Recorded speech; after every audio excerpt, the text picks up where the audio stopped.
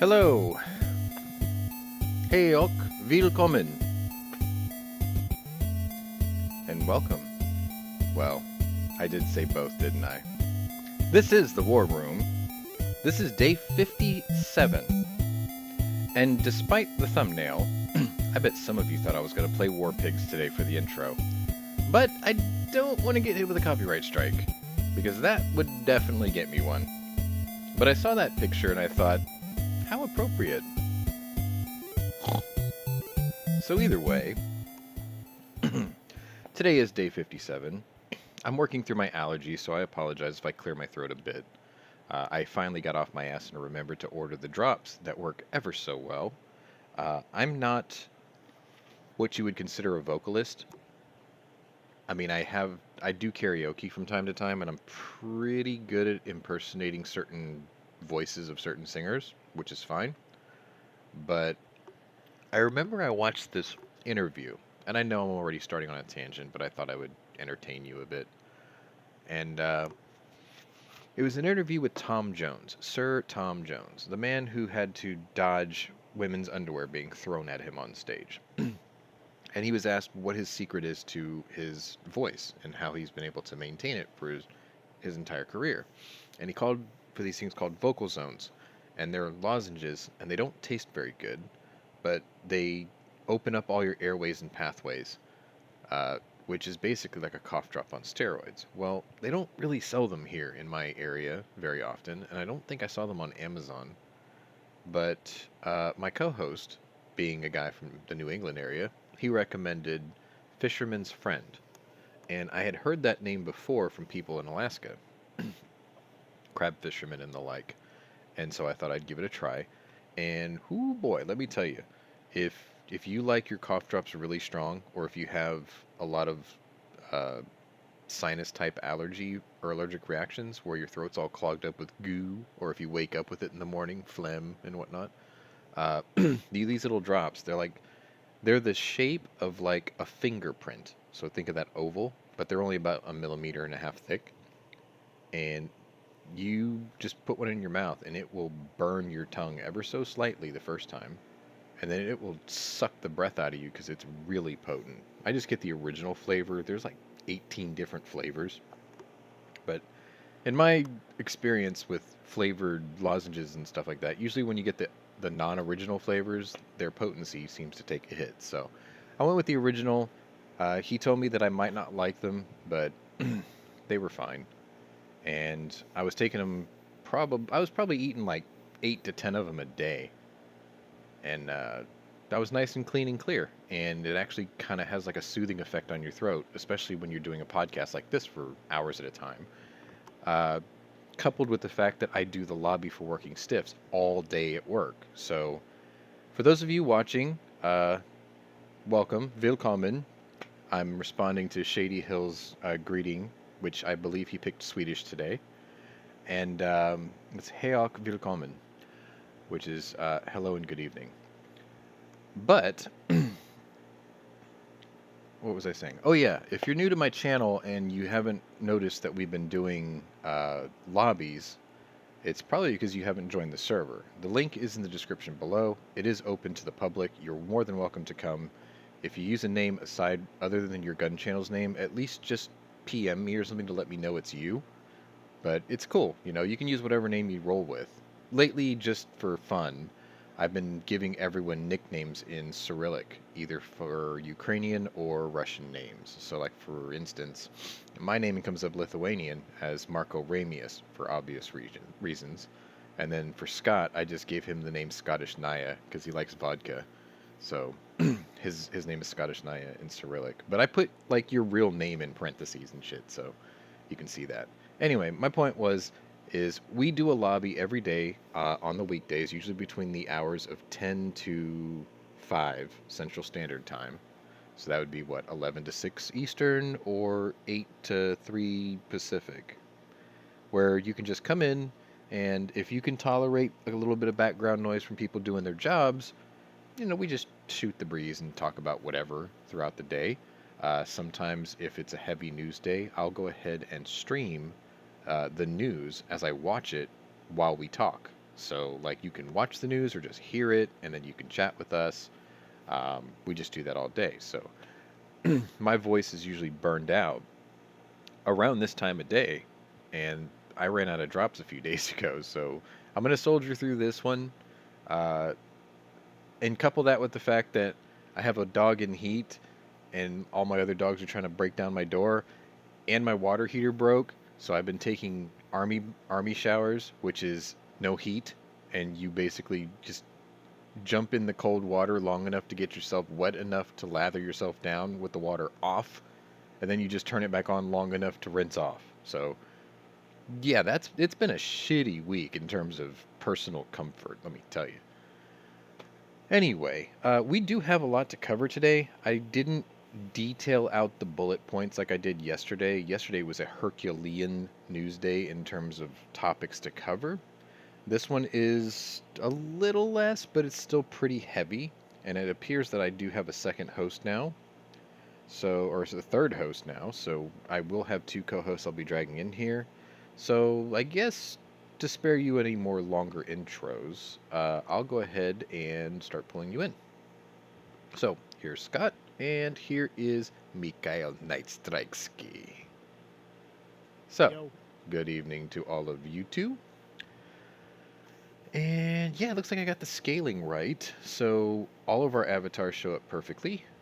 I did put in a suggestion to the beta test team to make our avatars in this view larger than the tile, or larger in the tile, because I noticed it is a bit small. Right. So hopefully they'll get that sorted out soon. The scroller at the bottom is up to date. Actually, let me go ahead and pull up that picture, because I was able to secure from my new source, just so you can see the plus minuses.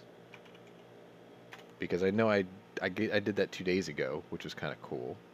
And today, I was also able to do that for day 57. So here you go. Take a look at that. And that's basically the totals between the 2 days, yesterday to today. So, you know, plus 1 aircraft, plus 1 helicopter, plus 14 tanks, and plus 31 armored personnel vehicles. Now think about it like this. Think of a Bradley fighting vehicle. Think of how many soldiers actually get into one of those. And then think about how many soldiers are lost should something like a Javelin destroy one. Which is why the personnel estimate is now 21,000. Just imagine if there were 10 soldiers in each armored personnel vehicle, which they use BMP, so there's probably not 10. But I'm just going to use an even number, okay?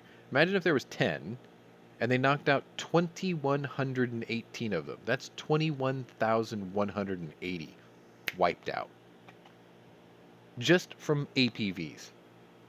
That didn't count the tanks, that didn't count the helicopters, the aircraft, the ships, because a couple of people died on the Moskva.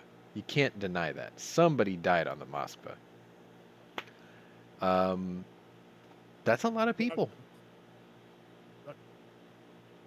Go ahead. Are you having a seizure or? No, Russians died. That's Yes, Russians died. Exactly. War pigs died.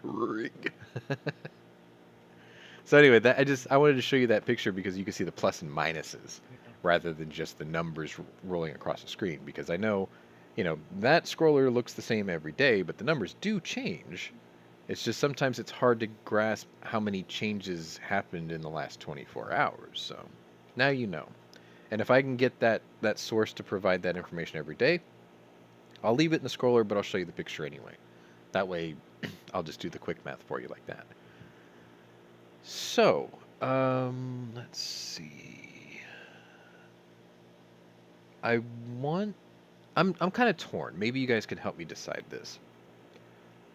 I'm sort of stuck between two different muzzle devices for my AK. I mean, the slant brake will work, but I'd like to improve upon it. So I've been looking at two brakes. One is let me see, do I still have it on my shortcuts here? The Spikes Tactical Dynacomp, which it sort of reminds me of a pepper pot brake. that you used to see on 105 millimeter guns that run German tanks. So it's got like perforations all around its circumference, and then it has, you know, the borehole, and it's got perforated holes like around the borehole too. So gases can escape everywhere. It's my understanding that that brake's been around since about 2010 or 11, so it's been on the market for a long time. Uh, but I mean, it must be decent if it's lasted this long, right? If it wasn't any good, they probably would have stopped making it by now. The only negative I've seen with it, I've seen two negatives. One is that it's hard to keep clean. Like the carbon blows through every hole and leaves like a tracer of the carbon where it blew out, right? So like you have to scrub it down constantly to get all those burn marks off. That's one negative, I guess. And the other one was the borehole is so close to the diameter of the bullet that if you have any imperfections on a full metal jacket as it's going past the borehole, if it could nick the borehole and chip it off. So it's, you know, gonna look shitty. Now I don't know if they've improved upon that in the last 11 years, but if they did, then it's probably no longer an issue. But apparently 3,000ths made all the difference. And I guess if it really did come down to it, I can always just machine the opening a little bit bigger. So that's one thing. The other one is the Landtac Dragon, which is very expensive. But Texas Shooter Supply, they make like a genuine clone of that thing, and they call it the Dragon 47, and it's exactly the same brake. The only difference that I've noticed is the Landtac doesn't let you utilize the locking pin when you screw it down. It uses a crush washer, which means you push that pin in and it stays stuck pushed in the whole time. Not really thrilled with that idea. You okay, Scott? Yeah. Okay. Just got a runny nose. So, Sounds like his allergies. yeah, well, I think we all got them. So, Yeah. the Landtac, the legitimate Landtac, you have to use a crush washer, which kind of compromises that detent and pin. But the clone is just, it's about the same price as the spikes, and it has the notch cut out so you can just use the detent and pin. So anyway, if you guys or anyone listening has an opinion one way or the other on either one of those brakes, leave a comment and I'll read it later and I'll see how many of you fall one way or the other, because in all honesty, I'd probably be happy with either one. I kind of like the spikes one. I like that pepper pot look, but I could be persuaded either way. Especially since they're about the same price anyway, overall. Right. Let's see. Oh, I could fix that pink. Hang on a second. Let me sort him out. Actually, I've got him up to 136%. He's already sorted out. Pink says you're a little Sort quiet. out. You might have to bend your mic a little closer to your face. It's as close as it's going to get. I'm not. I mean, turning your the mic volume is up. crap. It's All right, fine. don't worry. I'll amplify you. It's fine. I'll just turn you up to like 150. That should fix it. Oops. There we go. All right, there. Now you should be fine. All right, so let's go ahead and get into the stories because I've already wasted 13 minutes of your time. And we're going to try to get you in and out of here in an hour because honestly, I got things to do and, you know, girlfriend. So I'm sure she's going to call any minute now. Girlfriends. Just shh. If she watches this, I'm dead. He's All right. going. Well, your hand doesn't count. No, that would be 3 people then. All right, so here's my first story for you. Comes out of London, 5:26 a.m. London, because apparently Prime Minister Boris Johnson gets up super early and then he decides to hop a plane.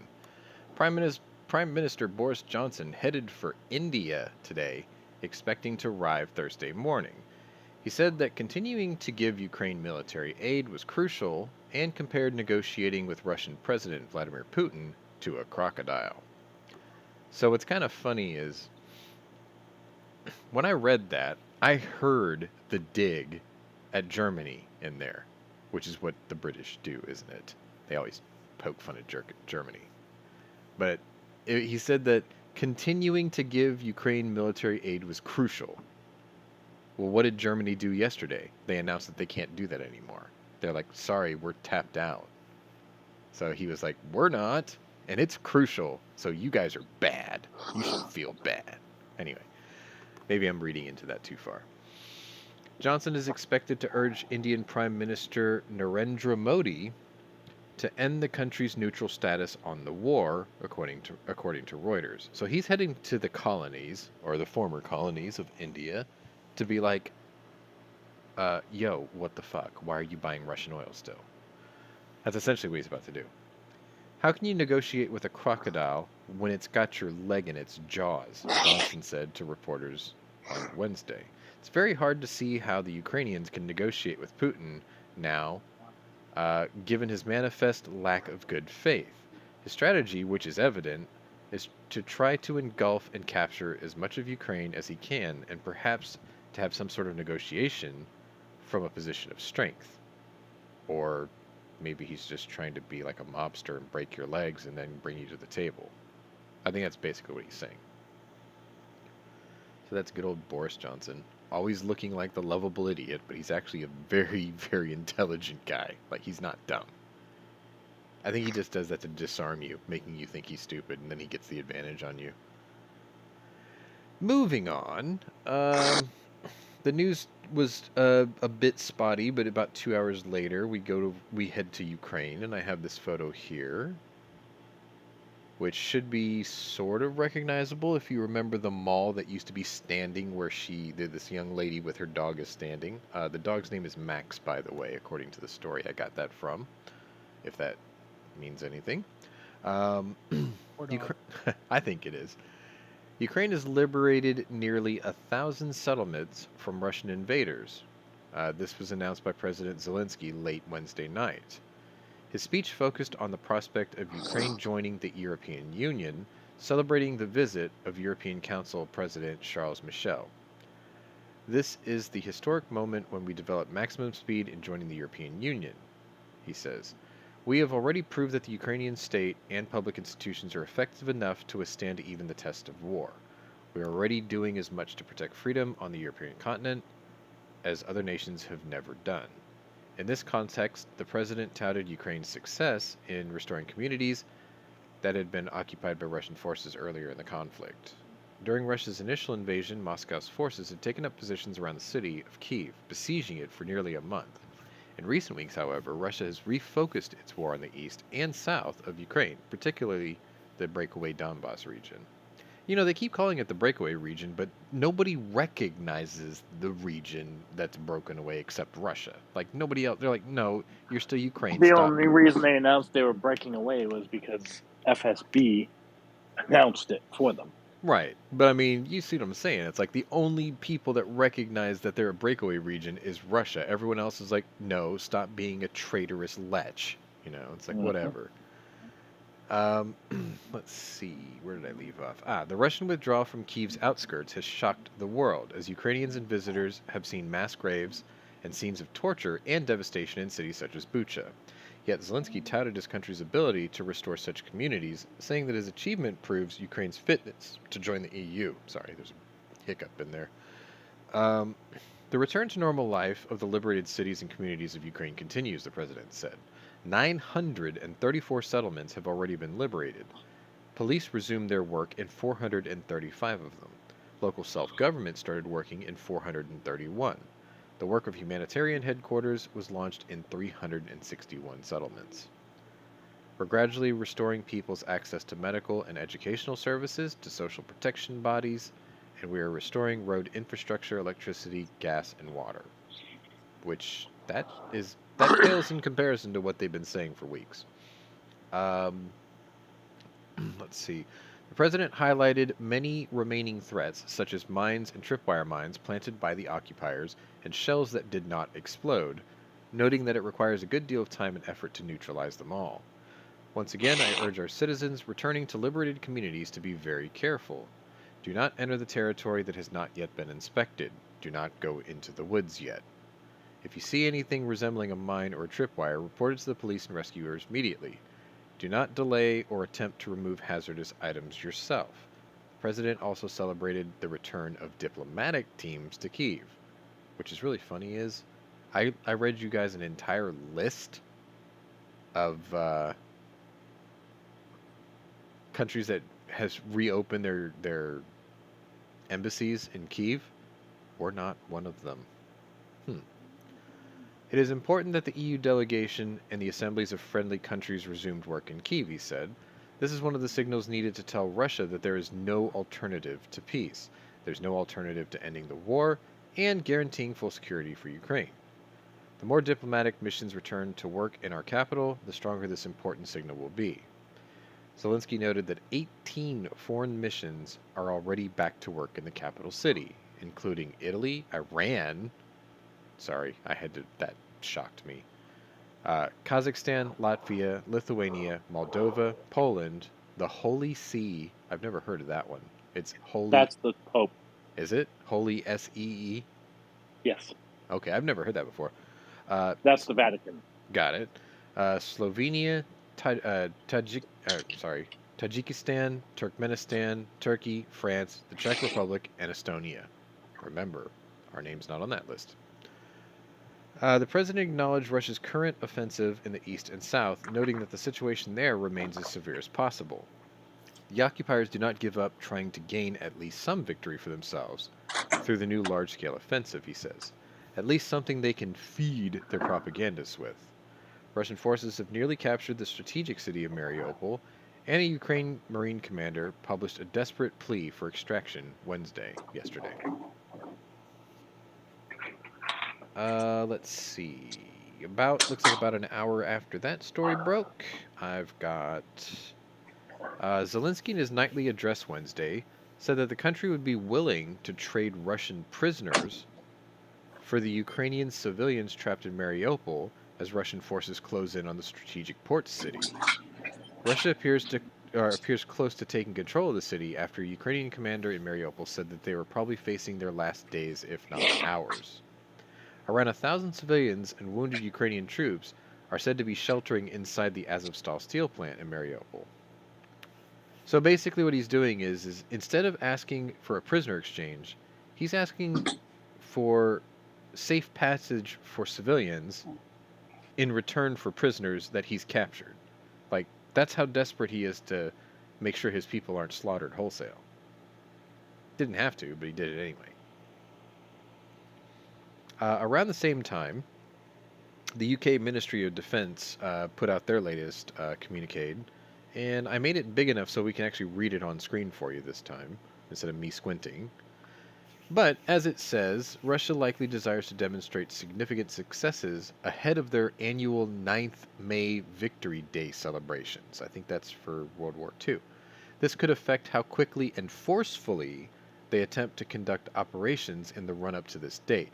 So they're basically saying they're going to try to push this along as fast as possible so it lines up with the original May 9th date. Sort of like how they always did the October Revolution thing with everything. It's kind of the same thing. They're very symbolic people. Russian forces are now advancing from staging areas in the Donbass towards Kramatorsk, which continues to suffer from persistent rocket attacks. High levels of Russian air activity endure as Russia seeks to provide close air support to its offensive in eastern Ukraine to suppress and destroy Ukrainian air defense capabilities. Could you imagine how different this second push would look if we gave them the MiGs? Or if we actually did enforce a no-fly zone over Russia? You didn't see the news, did you? What? With the spare parts we gave them? Yes. And I think some airframes? Yes. They have 20 more jets than they did yesterday. MiG-29s? Mm-hmm. Well, do they have them Where now? does come from? Or, well, do they have them They have now? them now. Or did they have is some assembly required? As far as I know, they have them now. I don't know the state, and they didn't say the state the aircraft were shipped in. But, okay, so let me get this straight. They have 20 more MiG-29s than they had yesterday. I don't know if they're MiG-29s, but they're MiGs. Most They likely could they're be 29s. Yeah, most likely. So does Because that the mean, U.S. had quite a surplus of them. Did we, or does Poland have 20 less than they did yesterday? I'm just saying. Um, Just I'm saying. going to go with Poland probably has 20 less than they That's, had yeah. yesterday. Yeah. But the U.S. did buy about 50 MiGs. And we were using them for our aggressor squadrons. Ah. So Mhm. they actually could be U.S. MiGs. Okay. That's cool. I mean, I hope they've been put to good use already. That'd be great. I don't have any stories about air combat today, so I couldn't tell you one way or the other. All right, so let's move forward. About another hour goes by, so it's about 9:35 Ukrainian time. I'm asleep. It's 2:35 my time, so I'm just like out cold, right? Let's see. 4 buses carrying civilian evacuees were able to leave the besieged city of Mariupol on Wednesday, yesterday, as Russian troops appear close to taking control of the city. The evacuees are headed for the city of Zaporizhzhia. Sorry, I always get this name wrong. It's Zaporizhzhia. There it is. I put an extra I in there for like the last 50-something episodes. It's Zaporizhzhia. Ukrainian Deputy Prime Minister Irina Vereshchuk said, according to the BBC. It wasn't clear how many people were actually able to evacuate. Around 1,000 civilians and 500 wounded soldiers were said to be sheltering in the steel plant in the devastated city, and thousands of others are still trapped as well. Ukraine and Russia have pointed fingers at each other over the failure of many humanitarian corridor agreements, with Ukraine accusing Russians of killing fleeing civilians, and Russia claiming Ukraine misuses the evacuation routes. I'm sure that the truth is somewhere in between. So, like, the Russians are shooting evacuees, and the Ukrainians are not only evacuating, but they're probably funneling in reinforcements. That's probably where the truth of it is. Would you blame them, though? I mean, they're defending their country. It's like, are you going to be mad at them for that? No. The only person mad at them for that is Russians, clearly, because they do Russian things. It's Russia. Both Polish and U.S. MiGs, so says Randy. So yeah, okay, yeah. I mean, I'm just saying somebody's minus 20 from yesterday, and like, truth be told, I don't care. Like, as long as they're getting them, I don't care where they come from. I No don't one care does. if somebody snuck into Vladivostok and boosted them like Gone in 60 Seconds styly and took them, you know? It's like, oh, by the way, we stole a couple of Su-35 fullbacks too. Oh, darn. Could you imagine if someone actually stole a Tu-95 Bear and landed it in Ukraine? It's like, hey, we thought you might need this. I mean, they got newer ones than that now, but hey, here's a 95. Fuck it. Why not an orc? Because there's a song called War Pigs, Randy. That's why. Anyway, let's see. Let's move on. Where did I go? Okay, so about another hour goes by, and we get a story that the Ukrainian police have discovered 2 mass graves with 9 civilians inside the city of Borodyanka on Wednesday. That's northwest of Kiev, according to 2 women and a teenager who came across the graves. I want to stress that these people are civilians, the head of the Kiev Regional Police, Andriy Nebetov, said Thursday.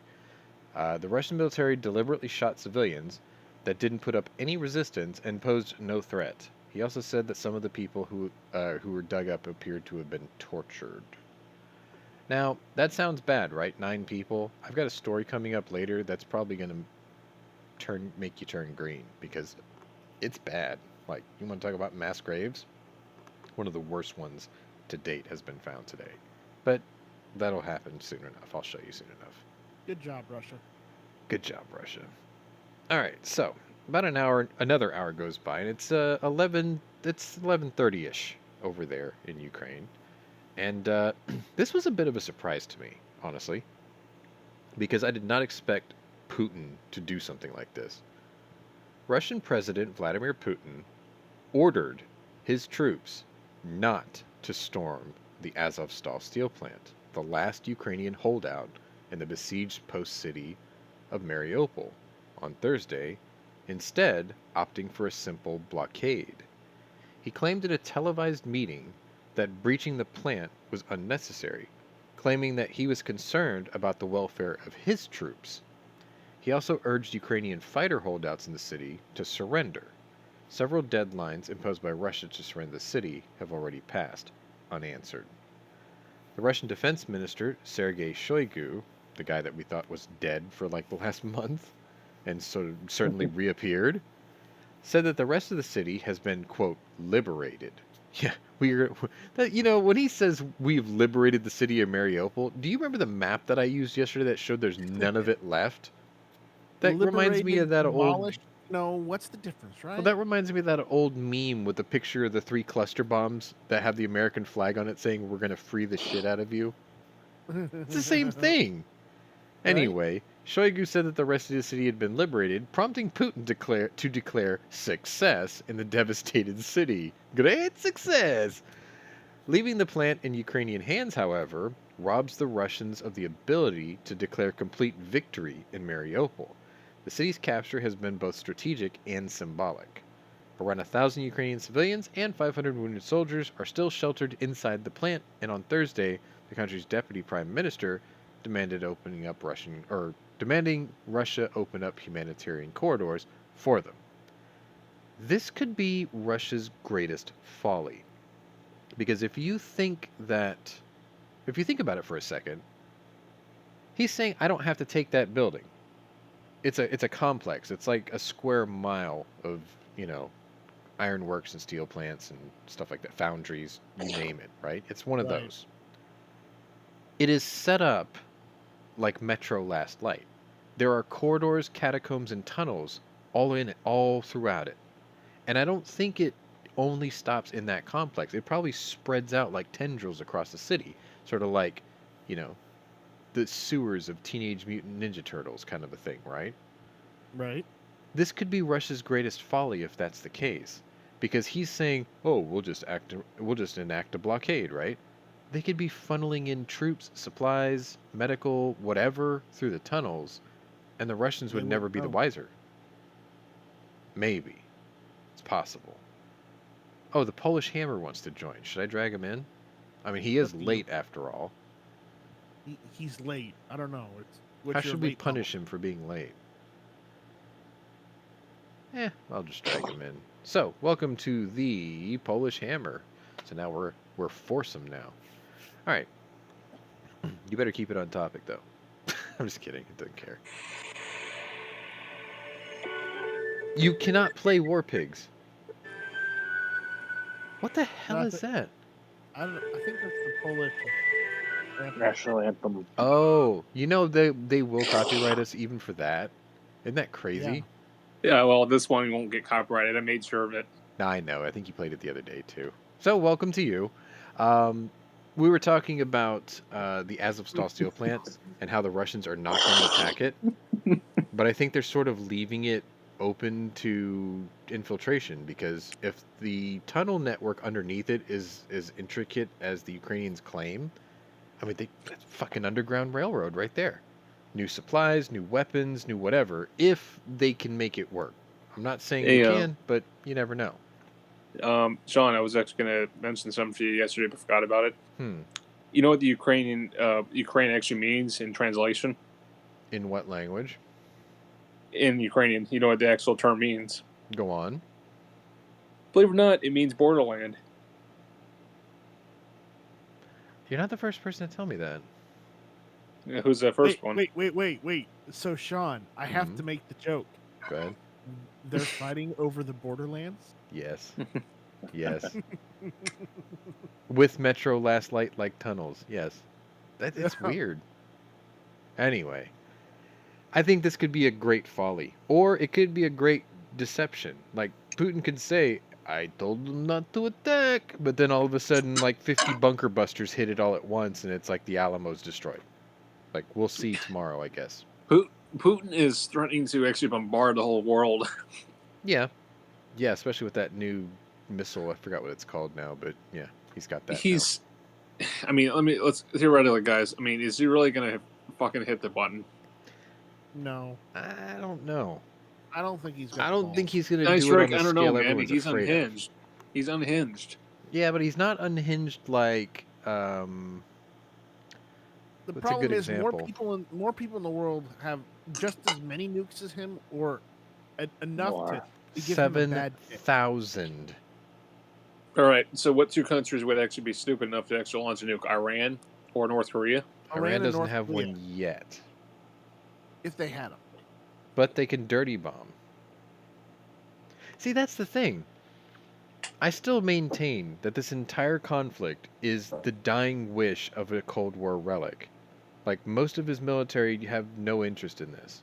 They're not. They're just conscripts, right? Like, they don't want this. I'm sure there's a couple of hardcores in that military who are young and impressionable and stupid and probably jerk off to picture of fucking Brezhnev's eyebrows. But you know, realistically speaking, the majority of the, yeah, that's a gross visual, isn't it?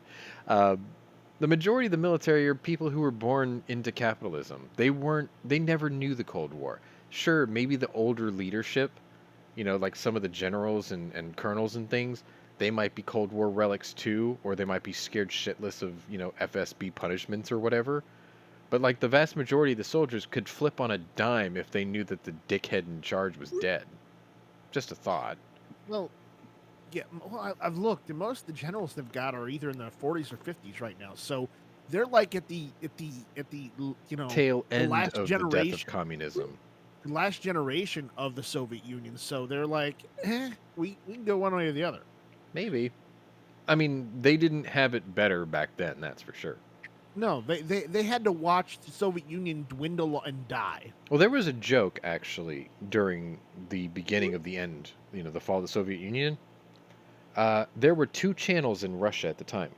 Channel 1 was state TV. Channel 2 was an FS or a KGB agent staring right at the camera, demanding that you turn back to Channel 1.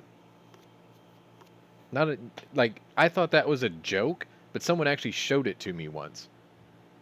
Now, I'm pretty sure there's more than two channels, though, but there's probably Channel 3 also, saying, okay, you didn't switch, so this is the prison channel, or whatever. Moving on. Okay, so it's about an hour again, which would make it 5:37 my time AM, but it's 6:37 PM way across the east in Beijing. And this is another one of those surprising stories. I'll answer your question in a second, Pink.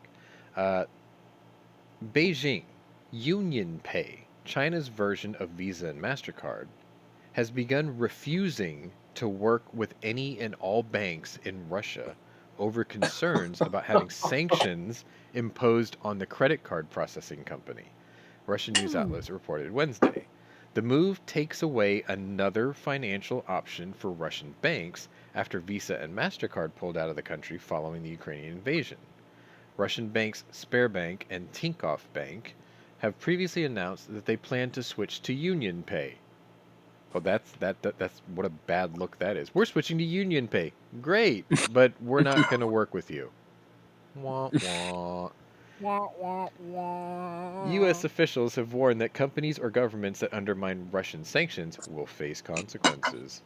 Beijing is an ally of Moscow and has avoided criticizing Russian President Vladimir Putin's invasion. Yeah, we're not going to criticize you, but we're just not going to pay you either.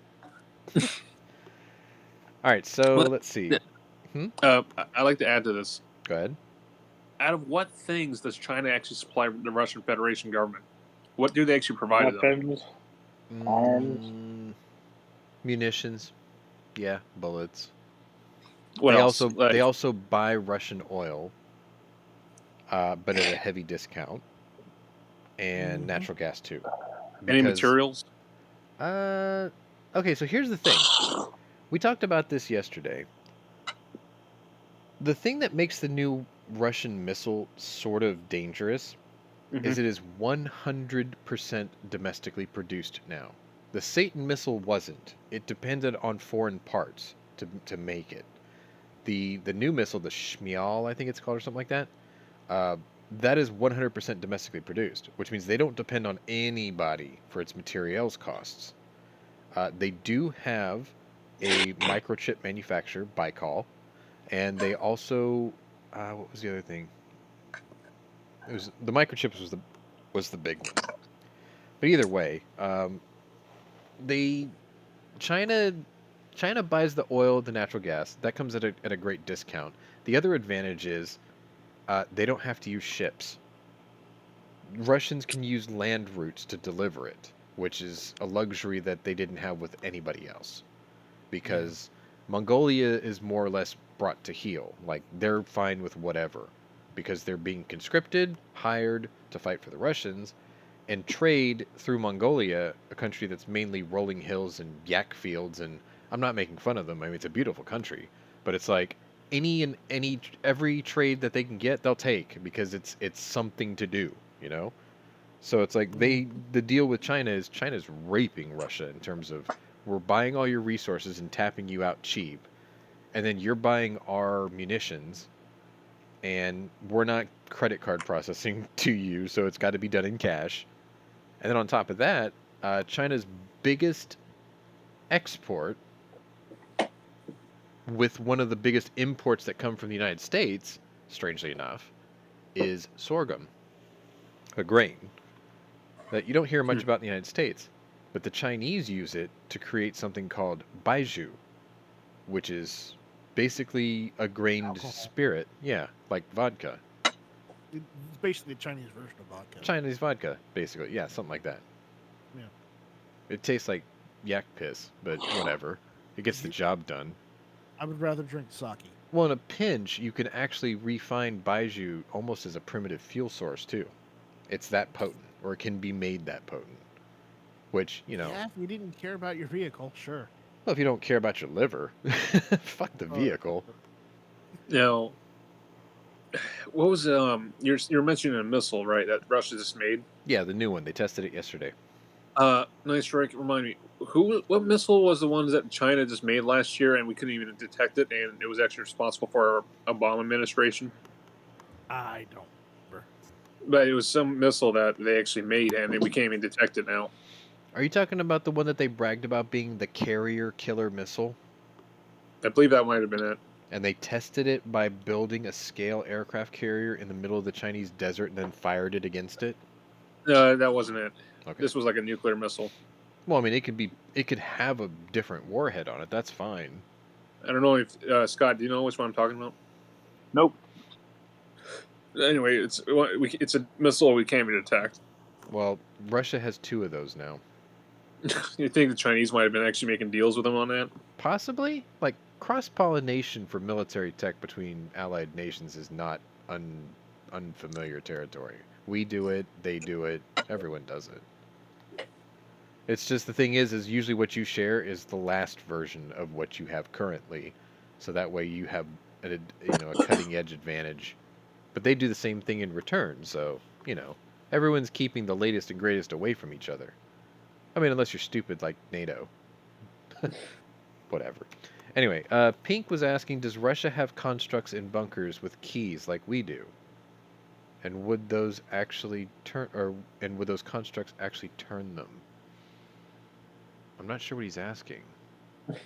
Do you? He wants to know if people in the silos would see the orders as legitimate, or if they would refuse to fire because they know Putin's a fucking nut job. Oh, okay. So, like, if we were to use, like, Crimson Tide as an example, are you saying that there's 2 people that have to have a key, both have to agree, turn it, but after only confirming the orders that came in on a shortwave radio to confirm a key card that was already in a safe on your boat before you set off? Stuff like that. Like checks and balances. Talking about more or less like the I suspect Russian submarine that 2 out of the 3 people said, let's launch that nuclear torpedo, and the 3rd said no. The political officer. Surprisingly, right? Yeah. Yeah, I remember. I know the one you're talking about. They usually toe the party line. Yeah, this time it wasn't. He was like, no, I'm not going to be responsible for the death of billions. Pink, I think the answer to your question is, at every military level, right up to Putin, there's probably constructs like that. However, I think the buck stops at Vladimir Putin, and he supersedes all authority. Because if there was any need or any want or any reason to overthrow and have a coup against him, It should have happened last April when he was like, I want to invade Ukraine. And all the young people of Russia is like, fuck you, give me my Big Mac. Because, capitalism. In the process, though, people will be dying. That's the only problem. Well, they can't have their Big Mac now, can they? No, they can't have their Burger King, their Big Mac, their iPhones. The last straw is they can't have their Adidas tracksuits. Ooh. Yeah. We got to work on Adidas on that. No, But then again, the Russians don't care about that because my goon suit. Well, did you hear No. that there was a hacker group, and I know this is a really bad tangent. There was a hacker group that infiltrated Russian internet where it's done through proxy. So, like, for instance, let's say you wanted to go to a certain website, and that website changed names, but you didn't know that at the time. So, for instance, like today, if you type liveleak.com, thinking you were going to go to LiveLeak, it automatically forwards you to the new website that's a different one, because LiveLeak shut down a couple months back. So they automatically redirect you to the new site as a courtesy, right? I read a story that a hacker group, which will remain anonymous, wink, that I may still be friends with, wink, wink, they did something similar to the Russian internet, where they typed in a certain address, like, I don't know, OnlyFans, and it forwarded them to a website that only showed bestiality videos. Yeah, like barnyard.com or some shit. Because that's all they deserve. Anyway. There's some lonely guy in a fucking listening post in Siberia that's probably jerking off to some dude banging a goat on that website, so whatever. Or a horse. Or a horse. Anyway. Moving on. So about 2 hours later, I'm going to take you back to Ukraine. And it's 2:38 p.m., so we've crossed the noon hour over there. And I really wanted to download this video to play it for you guys, but it just wouldn't do it. Like, I don't know if they took it down or they blocked it from download because too many people were taking it. So I've only got a still shot for you, but it's the moment of impact, so you'll get to see the explosion, which is right there in the background. And I see the vehicle driving away, and you have to think, okay, that's the guy who probably set the explosives, and he's holding the camera and he's pushing the button. And it's like, you just know he's wearing an Adidas tracksuit. You just know it. Anyway, the Ukrainian military released a video Thursday purportedly showing that its forces have blown up a major bridge ahead of advancing Russian troops. The 13-second clip, it's actually 12 seconds according to my video, which is shot in a first-person view, shows soldiers hiding behind a vehicle before an explosion on the road in front of them and sends smoke rising into the air. Operators of the Special Operations Forces of the Armed Forces of Ukraine, wow, that's a lot of redundant wording, demonstrated skillful combat work. The bridge right in front of the column of Russian occupiers was blown up, Ukraine's army said in their social media. To be continued, let's win together. Now, that bridge did blow up spectacularly. That was the biggest part of the explosion there. And as you can see, the concussive wave pushed the flames down as it blew, because the next frame, the whole sky lit up. So it was like it pushed the fire down and then it went right back up everywhere. It was amazing. Like you probably could have took out that bridge with 500 pounds of dynamite, and they used like 10 tons of it just for the spectacle. They were like, "You shall not pass," that kind of thing. Yeah. Oh, Travis P11 says he wears a tracksuit. Hey, you don't mess with Travis. Yeah, I know, but it's the tracksuit mafia of Latvia. That's the ones you got to worry about. He's part of the tracksuit. Oh, and good evening to you. It's good to see you here. He's part of the Czech tracksuit crowd. So is he Czech? entirely, yes. I didn't know that. That kind of makes sense now, though. You met him in person. And he's a Spanish teacher. What? Yeah. Okay. All right, let's move on. Multilingual. Yeah, no. I'm multilingual. I speak English and really bad English. So you speak English and then you speak English. Well, I speak bits of other languages as as a Shady Hill keeps challenging me. It's like I see the words and I'm like, okay, he's speaking Swedish today. And tomorrow he'll probably, let's see, given his trend of choosing, because he did Poland, he did Norway, and now he did Sweden, right? He's just trying to participate. Well, no, I know. I suspect tomorrow he's going to greet me in Latvian I would be impressed if he did. or Estonian. No, he did Finnish too. Damn. All right. I don't know. I'll wait to see how you do that. All right. Let's move on. A couple minutes later, I have a new photo for you, and if you needed proof that they were using these weapons, look no further than the delivery system of said weapons that was captured on camera. It's like, how do you deny? No, we didn't use those weapons. Then what the fuck are these? Right? So, Front 242, sorry, 2:42 p.m. that is. Some of you know who that group is. Ukrainian President Vladimir Zelenskyy said on Thursday, accused Russia of repeatedly using banned thermobaric weapons, known as vacuum bombs, in cities across Ukraine. The forbidden vacuum bombs, Zelenskyy said in an interview for French TV, says that they were used starting from Kharkiv and in other cities. There are already many such examples. The banned weaponry is deployed in a series of charges that detonates dispersed fuel and oxygen into the air. The explosion creates a blast wave of extreme pressure and heat that builds a vacuum-like phenomenon because the explosion pushes very quickly, and then that wave pulls the air with it, creating a vacuum. That's how it's a vacuum bomb. Making it particularly effective in urban warfare. Sorry. The bomb can be launched by rocket or dropped from aircraft. When deployed, the first charge disperses the air-fuel mixture that can penetrate any building opening. So now they're describing like the bunker buster effect. The second charge then detonates the cloud and creates a vacuum that pulls in all surrounding oxygen, resulting in a massive fireball. So it's like implodes to explode, sort of like Fat Man and Little Boy. Russia was first accused of using the deadly weapon in February by Ukrainian ambassador to the U.S. Oksana Makarova. The UK Ministry of Defense later confirmed the use of thermobaric warheads in a March 9th tweet.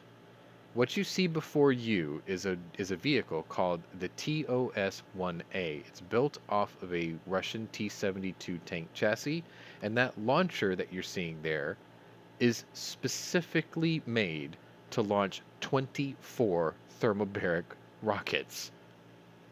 It does nothing else. This picture was captured in theater. And as you can see, like the front one, it's fired all but 8 of them. And the one in the back also fired all but 8 of them. And the Russians are like, we didn't use that. Wait, you brought that thing half-cocked? Of course. No, ain't buying it. Niet. Moving on. They're guilty. They're super guilty. All right. About an hour later, 3:44-ish. Let's see, ish. Like, I have to estimate because I get these things done by the quarter hour, and sometimes by the time I read it, a few minutes have passed 4. See, Travis knows Front 242. I figured you would. Now, the one I'm going to probably stump you with was a group called Bozo Porno Circus. Yeah, wow. If you know what that is, you're special because, I dated a girl that was actually a dancer for it, so it's hard to explain. It came out they were around the same time as like 9 Inch Nails and actually Front 242, so yeah, it would have all sort of been the same era. Anyway, let me move on. Here we go. This is a photo of the village or actually it's not the village, I believe it's the second largest city in the country, also known as Kharkiv. The mayor of Ukraine's second largest city, Kharkiv, said Thursday that Russia has launched an intense bombing campaign that is causing huge blasts throughout its streets. In a televised address, Igor Terekov said that 1 million people remain in Kharkiv after about 30% were able to evacuate. Huge blasts. The Russian Federation is furiously bombing the city, he said. Speaking at a press conference later, Terekov told reporters that every day there have been strikes from the air and from the ground. In all parts of the city, there have been damage. In all parts of the city, multiple story buildings have been destroyed and leveled, and people have lost their homes. Some residents in the eastern city have been living in basements for weeks, some trapped and starving to death. They're hoping to stay safe from Russian shelling, so they remain trapped underground. Yeah, that sounds about right. So, two things happened here in our country today. President Biden held two press conferences. Oh, good. The early morning one was rather interesting. Now, I don't have pictures for this, but I'll describe you the highlights because I actually watched it and recorded this. So, around 10:45 Eastern Standard Time, Biden got up on stage and he began to speak. And some of the highlights of it was, for instance, he said Thursday that the U.S. intends to provide an additional $500 million in economic aid to Ukraine. This brings our total economic support package to $1 billion in the last 2 months. This is the money the government can help use to stabilize their economy, to support communities that have been devastated by the Russian onslaught, and to pay their workers to continue to provide essential services to the people of Ukraine. Sorry, I was fighting a burp. He also announced a new, quote, Uniting for Ukraine program he says will enable Ukrainians seeking refuge to come directly from Europe to the United States. The program will complement existing legal pathways for Ukrainians to come to the U.S. The program will be fast, it will be streamlined, and will ensure that the United States honors its commitment to the people of Ukraine so they do not need to go through our southern border. Gee, it's almost as if he's been called out for leaving the southern border wide open for the last, 2 years. And the stories of the numbers of Ukrainians being flown to Mexico City and then brought up with caravans was becoming rather alarming, because I think in the last month, 10,000 Ukrainians came across the border, the southern border. If you remember, about a month ago or so, I did an episode where I showed you the number of refugees by country, the breakdown, and the number of refugees that came to the United States on that day was 7. 7 total people. But 10,000 came across the border in the last month. But we only flew 7 officially. So he wanted to make a program so they didn't have to do that anymore. He was like, "No, just come right over. Don't do it the roundabout way and then bring more eyes on the southern border and make me look like a total asshole. Don't do that. We'll just fly you straight in." Stop looking down there, damn it. Huh? Even though he is an asshole? Well, I'm just saying, like, he's trying to divert attention away from it. So instead of having Ukrainians go through there, which would bring national news or global news attention to the southern border, he's like, "No, don't do that. I'll just fly you directly here now." Okay. Still not going to make the problem go away, though. Anyway, other highlights of that thing, of his press conference, was additionally, Biden announced Thursday that all Russian ships will no longer be allowed to dock on U.S. shores. All of them. No exceptions. That means no ship that sails under the Russian flag or that is owned or operated by Russian interests will no longer be allowed to dock in a United States port or access our shores. None, zero. Like, that was his exact words. Which is kind of nice. I mean, finally he grew a spine a little bit. Or his handlers wrote it in there. This is the part where you grow spine, so make sure you say this very forcefully. Biden said that it is questionable whether Russia is even in full control of the Ukrainian city of Mariupol. This is the other bullet point. There's no evidence yet that Mariupol is completely fallen. He said when asked about Vladimir Putin's claim that Russia is now in control of the besieged city. Biden said Russia should allow residents and civilians holed up in a steel factory and other places there to evacuate safely. Well, you could say it all you want. It doesn't mean they're going to let you do it. Let's see. Mr. F&H got... Oh, good. He's got his hand loads finally working properly. that was a struggle because like listening to him talk about what was going on was really frustrating because I kept telling him, I was like, just watch the video I referenced. It shows you everything. What ended up happening, which is kind of a funny story, is I think he did watch the video and he did listen to the procedure. The problem was is he used the wrong die. He was using the decapping die, but it wasn't the decapping and resizing die. So he was just punching the primers out without actually resizing the brass. And then every time he did the rest of the reloading process, his brass was all different sizes. So sometimes the bullet would fall right in. Sometimes it would crush the brass. And I was like, you didn't resize the brass. So he had to like start from square one. It got to the point where I was just like, look, take all your dies out and start over. And then in that process, he was like, oh, that's where I screwed up. I'm like, what? And he goes, I was using the universal decapping die, not the resizing and decapping die. And I was like, well, there you go. I was in my Rick mode there. It's like, wow, there you go. But yeah, it's good to know. You got it up and running now. So yeah, like the rest of the process is easy. Once you get it down the first time, you're going to get it down for all the rest.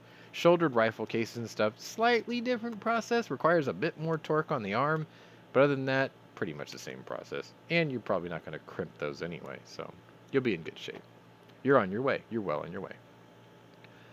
One of these days when this war thing is over, we'll go back to normal chats on Saturdays and we can do reloading ones every once in a while. I'm sure I'll probably have all one or two of you in the audience want to watch that and all the rest of you would be like, unsubscribe. Anyway, reloading chats do bore some people. Let's see. We're done with the presser. Moving on to, let's see, where is this? About an hour later, but we're going back to the Ukraine, so it's actually about 5:45 p.m. So we're getting ready to hit the dusk hours, the evening hours. And do I have a photo for you for this? Yes, I do. Okay, so let me load this up for you. It's a different angle of that Azovstal steel plant. Thousands are reportedly injured as the battle for Mariupol continues, with Russia claiming victory Thursday, as Ukrainian officials warned world leaders that this is a key moment. There are still about 1,000. I know that a lot of these stories, I'm repeating certain lines. They build off of one another, so I'm sorry if there's overlap. There are about 1,000 civilians and 500 wounded military. They all need to be pulled out of Azovstal today. That came from Deputy Prime Minister Irina Vereshchuk, referring to the Azovstal steel plant. Russia has repeatedly ordered Ukrainian fighters holed up in the metallurgical plant, which has become a stronghold for the resistance, to surrender or die. Mariupol civilians and fighters alike have hunkered down in the deep tunnels under the plant for weeks amid Russia's continued bombardment of the city. Ukrainian officials have attempted several evacuation efforts, as roughly as 120,000 Ukrainians have remained trapped in the war-torn port city for weeks. Russia claimed earlier this week that it would allow those bunkered in the tunnels to voluntarily lay down their arms and evacuate. But Vereshchuk warned Tuesday that no such agreement had been fully reached, and 4 people attempting to flee earlier in the week were executed. Ukrainian officials on Wednesday then worked to send 90 buses to Mariupol to evacuate as many as 6,000 residents at designated evacuation points. But Vereshchuk said that the attempts were again foiled by Russian forces. Due to the lack of control over their own military at the place, the occupiers were unable to ensure a proper ceasefire, noting that only 4 buses were able to evacuate Mariupol residents. Russian President Vladimir Putin claimed victory over Mariupol Thursday, despite the fact that thousands of resistance fighters remained in the city, and they have been unable to secure the Azovstal steel plant. It's like, nuh-uh, you didn't win, we're still in the Alamo. That's basically what they're saying. One does not have to climb into these catacombs and crawl there underground around those industrial objects, Putin said. Block this industrial zone in such a way that not even a fly could pass through. Putin claimed that those still resisting in Mariupol would be guaranteed life and dignified treatment. But Vereshchuk pleaded with world leaders to immediately step in and assist. I urge world leaders and the international community to focus now their efforts exactly on Azovstal, she said. This is a key point and a key moment for humanitarian efforts. Okay. We're not going to know the fate of those people for another 3 days. If they get blockaded, if the tunnels get sealed off, then those people will literally starve to death. They will not surrender. They'd rather die. That's pretty tragic. But it is the Alamo, clearly. Or that photo, it almost looks like Waco. About the same level of smoke. Some of you remember that part of history. That dark chapter in ATF overbearance history.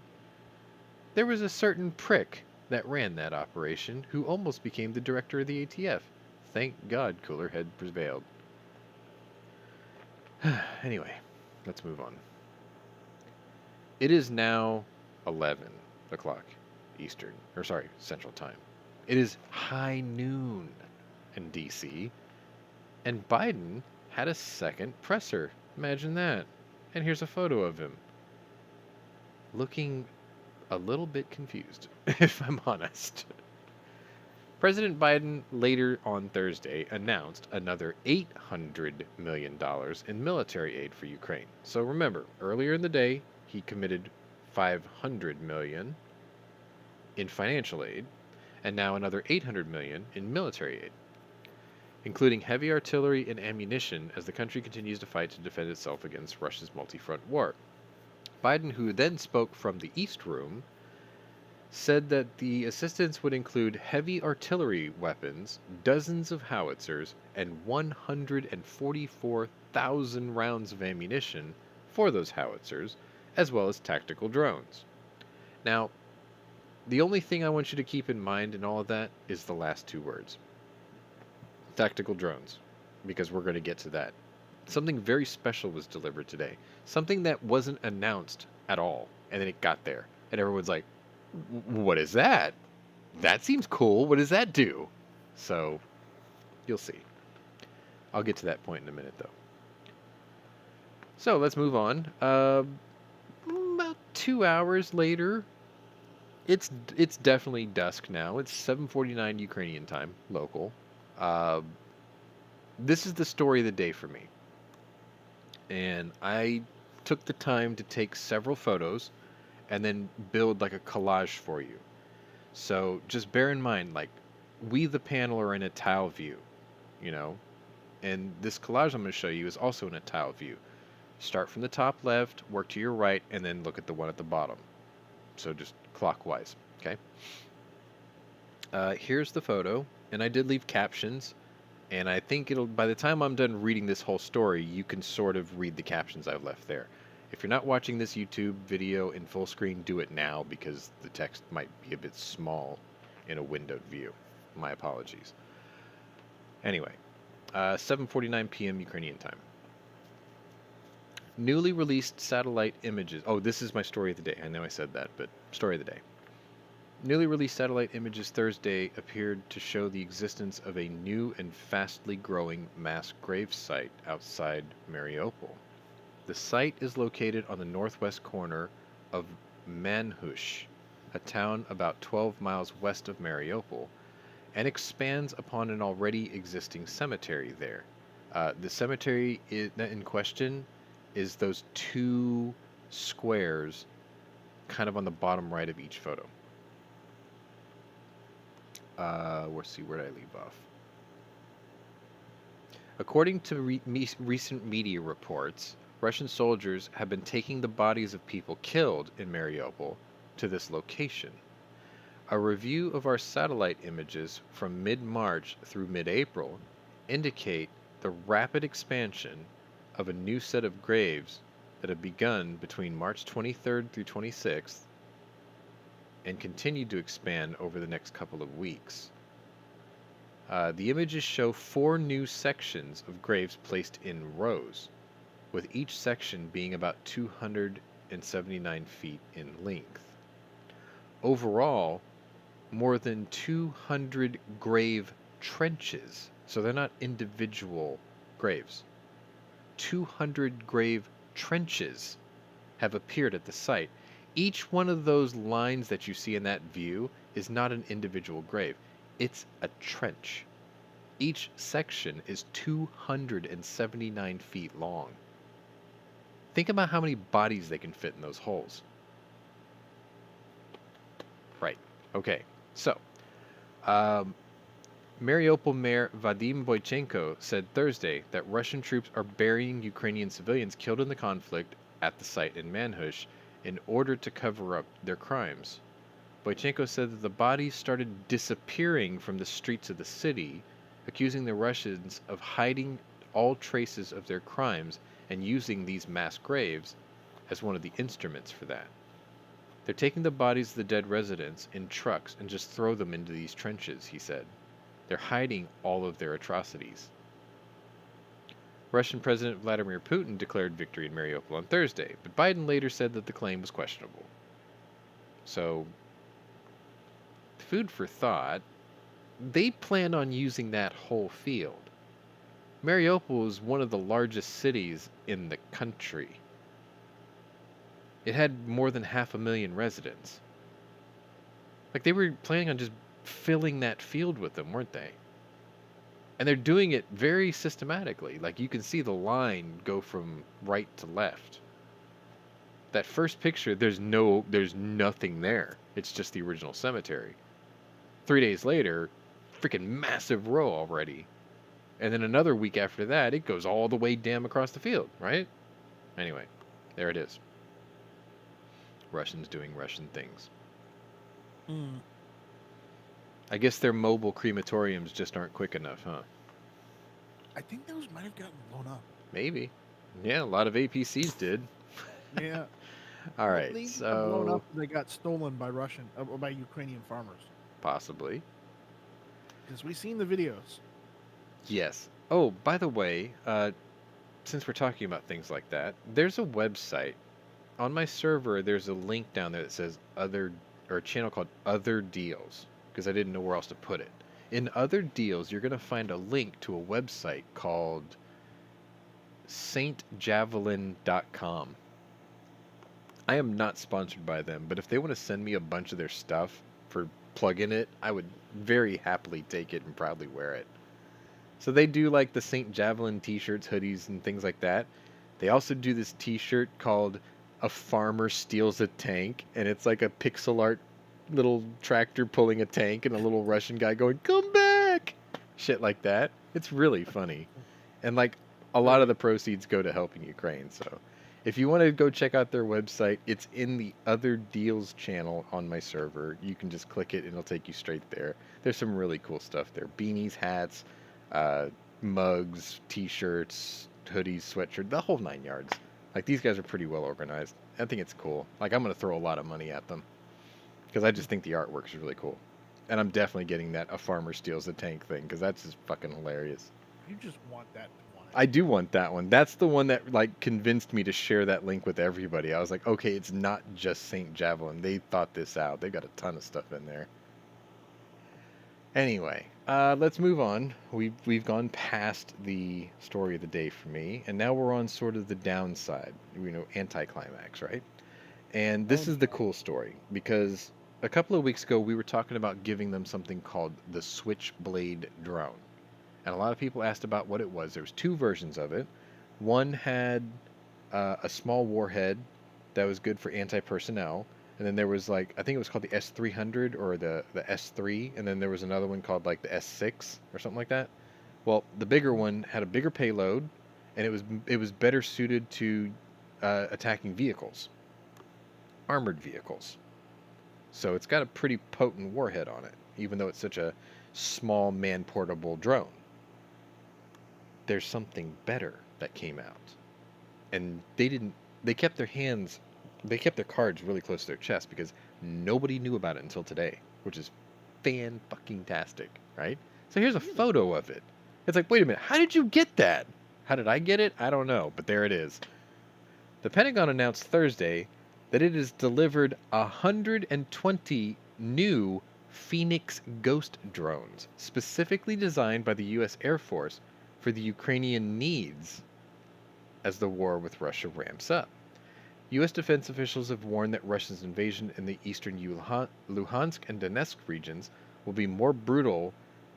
Will be a more brutal fight as Moscow shapes its new strategy in the Donbas region to affect specific terrain challenges. A senior defense official told reporters Thursday that the Phoenix Ghost is a tactical unmanned aerial system that was rapidly developed by the Air Force in response to specific Ukrainian requirements. The official said that the newest drone would have similar capabilities to the Switchblade drone, which is small enough to be carried in a backpack, easily launched and detonates after it crashes into the target. So it's a little kamikaze. But it would not comment any further on the scope of its capabilities.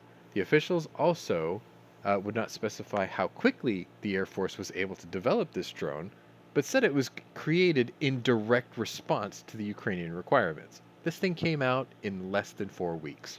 Let me just put it to you that way.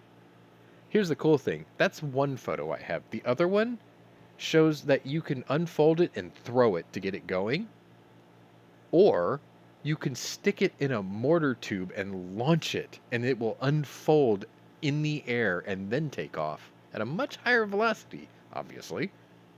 How cool is that? It's like, that thing looks like an aluminum or a magnesium version of those stupid little balsa wood planes that you would spin a rubber band and it had that dumb propeller on it, and then it would like break in half like the first time it hit something. Anyway, that thing, if that thing hits something, it blows it up. So, I don't know. Do you think it's got like a little Semtex warhead on it or something? Possibly. Maybe it's got like a little arc reactor that freaking overloads and creates like a mini nuke? I don't know. No. It's probably just got C4. Damn it. Don't you apes want to live forever? Give me the nuke! Sorry. Some of you will get that. If Travis is still listening, he'll definitely get that reference. I've got 2 rules. Everybody fights, nobody quits. Rod checks Roughnecks. Hell yeah. Rico's Roughnecks! Anyway. Now, That was Radcheck was way cooler. Rod check was later. Yeah. It was, He was way cooler, because he had an automail hand. also, what, the history teacher, too? Yeah. Yeah, that guy was a badass. That actor is a badass. Like, he's got the voice. He should be doing this show. The narration for this show. All right. So anyway, last story of the day for you. Michael Ironside. Yes. Like, even his name is badass. Like, he sounds like a fucking battleship. Too bad he's bald. Anyway. It looks like this is the last story of the day. What the hell was that? Drum will go burr. Not on camera. Anyway. All right, so 8 p.m. Moscow. I'm taking you to the dirty Soviet Russia, where all those war pigs come from. I don't have a photo. So Russia on Thursday has added, I love this, has added Vice President Kamala Harris, and Facebook founder Mark Zuckerberg to its list of Americans who are now banned from entering the country. The sanctions list, which was updated to include those 2 individuals and 28 other U.S. officials, business people, and journalists, also targets Deputy Defense Secretary Kathleen Hicks and Pentagon spokesman, the former Admiral John Kirby, according to Reuters. These individuals are denied entry into the Russian Federation indefinitely. This came from Russia's foreign ministry. I'm sure they're going to add the name Pwnery to that list for making so much fun of them. Why do you make fun of us eating barley? Why do you make us look like pigs? Why do you always make fun of us even though we sold you Spetsnaz uniform? Ooh, I said the quiet part out loud. All right, let me... Spetsnaz, you got Oman too, didn't you? I got the sober one, but yeah, it's the same one. And I got the beret, and I got the combat hat, and I got the BDUs. But the boots came from Alaska. It's the same color, though. Anyway, let me just take a quick look and see if there's anything new. Like that, you might be able to pass for a Mongolian. Well, no, the thing is I looked at the Ukrainian winter gear, and it's the same stuff with just different patches on it. So I ordered Ukrainian patches for that jacket, too. I think the only thing I can't find is the medallion that goes on the beret. So I'll keep an eye out. Let's see. I'm going to do a quick little scan of the news to see if there were any updates. This looks like a human interest story. This looks like...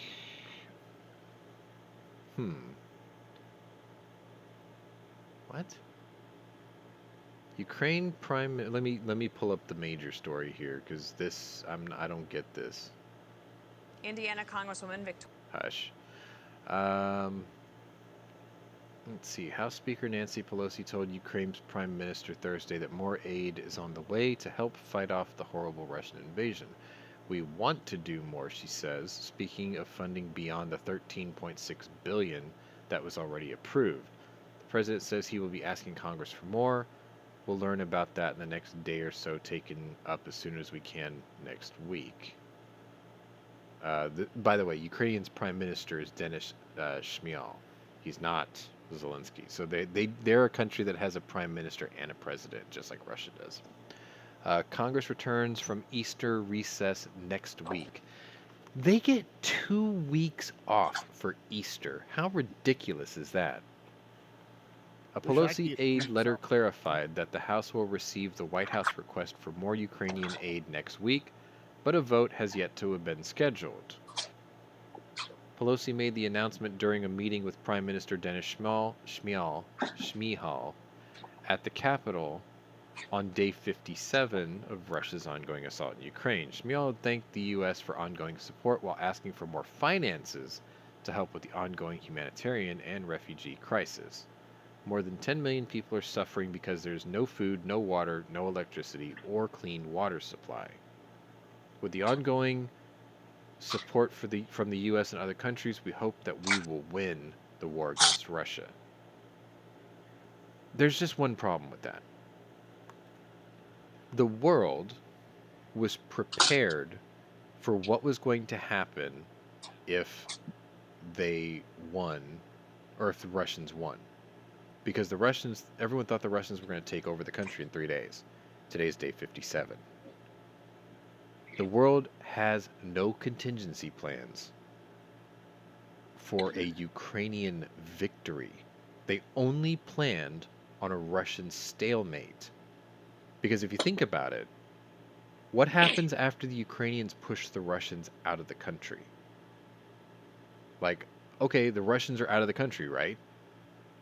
The world is going to say, look, it's great. You guys pushed them out of the country. The war's over. And Zelensky's going to look at them and go, are you fucking crazy? The war's only halfway done. We defended our country. Now we have to go in and get that bastard and hold him for all of his crimes against humanity and execute him and put Russia down once and for all. See, I think the only person in the world right now, aside from Vladimir Putin, that is thinking about how to fight a war completely to victory is Zelenskyy. The rest of the world forgot how to fight a war to victory. The rest of the world is going to start pressuring Ukraine to stop after they push the Russians out. And the Ukrainians are going to be like, no, fuck that. We are owed in blood and treasure for this. We're going to Moscow. We're getting his ass, and we're going to take him out. And they would not be wrong for thinking that, because that's what winning a war is. You came to my capital, we're going to yours, right? One of us is going to take over the other one. Now, here's my problem with that. The world is going to continue to ignore that. As soon as they get pushed out, world coverage of this conflict will cease to exist. The major networks are going to stop talking about it. They're going to be like, nope, it's over. The war's over. We get to pat ourselves on the back because we sent you all this aid to push the Russians out. The war's over. And in our estimation, it's over. We won. They're just going to keep repeating that narrative. And the Ukrainians are going to be like, you people are insane. This war has just begun. Now it's our turn to claim victory. And they would be right. They would be absolutely right. See, I think that the world didn't plan on a Ukrainian victory because they were planning on selling Ukrainians foreign dependence in the form of low interest loans to help them rebuild their country after they push the Russians out, which would force them to be economically dependent on the teat of whatever government they took the money from, right? So it's like they don't want that. They want to kill Putin. They want to take Moscow down to take out Putin. And then they can say, okay, we got the bastard who started all this, and we have arrested all the party officials. Now the rest of you Russian people can go back to capitalism and do it right this time, and maybe take that. What was that guy that's been in prison this whole time? Putin's The one he tried to nemesis. poison. His name just escapes me. Navalny, right? Yep. Put him in charge, and maybe he can take Russia into a new, like, actual capitalist chapter in their history. Like, they'll never be considered a world power again militarily, but at least we can cope with them coming back to civilized society under Navalny. That would be fine, right? Yeah. So the thing is like, you know good and goddamn well the United States is going to be the one that wants to sell a short-term loan to Ukraine. And then the Ukrainians are going to be like, fuck that, we want Putin. And we're going to say, look, give up that conquest or we will not financially back your rebuild. And then we will also continue to get in the way of getting you into the EU or NATO. Like, we'll be the dicks for that, right? Because we never planned on them winning. And I'm thinking, maybe we should let them win, right? Let them go to Moscow. If they can do it without any other military assistance, like let their troops do it, more power to them. Let them do it. The problem I see with Nukes. them trying to do that No. is the Russians. Not that the Russians wouldn't get pushed back. Okay, if the Russians really did fight it with everything they had, which they're not, they're split down the middle, 50-50. Honestly, They ain't got nothing left. Yeah, no, they got nothing. Yeah, they but the got- Ukrainians won't have anything left either. Yeah. And the Russians got people, and they've got guns. They still got tons of guns. It doesn't matter. The They don't Russian have to people have- don't have guns. Only the Russian military have the guns. Yes, the Russian military and the Russian government has. And the all- remaining Russian military are all conscripts. right and Young men, untrained soldiers, inexperienced. If Ukraine invaded Russia, the mainland, Yeah. then they will just conscript more. Well, I'm not so certain. I'm not so certain Population right because now is imagine this. a quarter of their um, population has stayed there instead of leaving their country. Yeah, but imagine this. The military of the Ukraine goes into Moscow, and on the way, they start their propaganda campaign saying, we're not here to attack you people. We're here to go get Putin. We know that you are a disarmed society. So just please stand aside and point us in the right direction to where we can go get that bastard. You know what I mean? Like, they know Give them up though. Russians don't understand the meaning and the importance of the Second Amendment because they are an armed. They don't have an. They're not an armed society. There is a way to get. There is gun ownership. Bullshit. Bullshit. It's They have not- shotguns. it's Very limited. Very very extremely limited, and most of them only have shotguns, and most of those are farmers, and you have to have a damn good reason why you need one.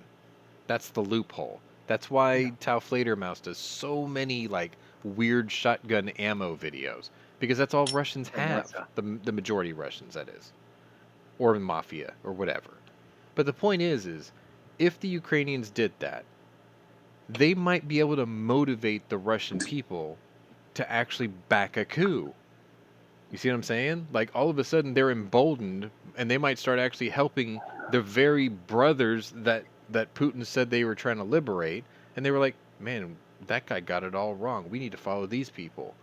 And maybe collectively they'll march into Moscow and drag that bastard out and execute him on live TV. Then the war ends. But see, I think the United States would actually hold aid hostage, saying, don't go in there or we won't rebuild your country. Don't go in there or we will continue to deny your entry into NATO or the EU. We will make your life harder. Just take your victory of pushing them out and accept the stalemate.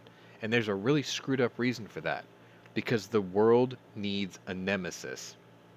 And Putin's is that nemesis. Because imagine if Putin falls, right? Imagine if Russia is historically wiped out as a world power militarily, and they're just another capitalist country, right? What's the last major, quote, world power that was so dominant that was put in their place and now they're not considered a military power anymore? Great Britain, right? But they're still a very thriving society and country, and they do have a military, and they are effective, but they're not considered world power effective like they used to be, right? They used to have the most powerful navy on Earth. They don't anymore. But they still have a role to play, right? Imagine if Russia got knocked down to that stage where it's like, you will never be a world power threat again. We will not allow it. We have defeated the last vestiges of Cold War dictatorship, and your punishment is we will disable your entire nuclear arsenal now. You can have a military, you can have an RDF, like the Japanese have a JDF, and that's it. You would bring them to heel. Think about what geopolitics would look like after that, because there's only 3 dictators left after that. 4 dictators left after that. Maduro in Venezuela, not a threat. Little Kim in North Korea, not a threat. The Ayatollah in Iran has never really been a threat. So the only one left is Xi Jinping, and he's been shitting himself watching the Russians that he thought was a superpower look like military fools and clowns for the last 57 days. Do you think he's going to be a threat? Do you think after the biggest piece on the global stage falls, he's going to be like, now is my time, I'm going to ascend? No, he's not going to want that smoke, because he's already scared of the sanction threat already. Imagine if his biggest ally falls. You think he's going to, like, take up the space and pick up the gauntlet? Fuck no. He's going to keep his head down. And he's going to try to very quietly militarize his billion-person population and then realize what a waste of time that was, because now he's going to be the guy that gets isolated. Just a thought. I mean, that's not even really E. Honda level conspiracy theory. I mean, that's just reasoning it out, right? That whole idea is not some far-fetched theory. I mean, if Ukraine takes out Putin, that changes world history forever. First of all, it makes a tiny little country like Ukraine look like the original 13 colonies that knocked out the greatest navy on Earth in its era. It's the same type of revolution. It is. They wiped out the bully. You can draw that parallel. Anyway, we've hit an hour 30. I ran out of stories. Scott's trying to Dremel a polymer 80 frame. That's what that noise was, I'm almost certain. So I'm going to play this. And I'm going to remind you that this was the War Room, and this was day 57. And I want to thank my panelists for being here, and my audience for being here, and for the chat to be a lot more active than it was a couple days ago. If you're new to my channel, welcome. If you're a regular here, welcome back. Either way, check out my other playlists and see if my other interests might be of interest to you. The link to join my server is in the description. My email address, if you want to join my server or ask me a question or whatever, is also in the description. And I think what I'll be doing next is recording my next video for Sunday's review. So anyway, thanks for watching, guys. This was day 57. This was the War Room. Slava Ukraini. And we'll see you tomorrow. Shall not be infringed.